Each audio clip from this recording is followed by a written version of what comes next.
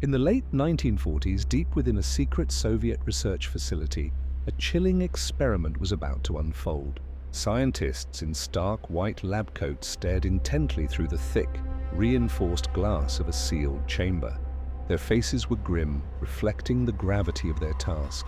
They were about to push the boundaries of human endurance in a way that would forever haunt the annals of forbidden science. Inside the chamber, 5 political prisoners promised their freedom looked around with a mixture of hope and anxiety. A disembodied voice over an intercom explained the terms. They were to remain awake for 30 consecutive days, sustained by a potent experimental stimulant gas. If they succeeded, they would be released. The men agreed, unaware of the nightmare that awaited them.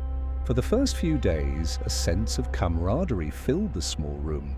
The prisoners shared stories of their past lives, their voices echoing with a desperate optimism. But as the stimulant gas worked its insidious magic, the conversations soured. Their tales turned dark, focusing on past traumas and betrayals. Paranoia began to seep into their minds like a poison, and they started to turn on one another, their trust eroding with each sleepless hour. The breaking point arrived on the 9th day.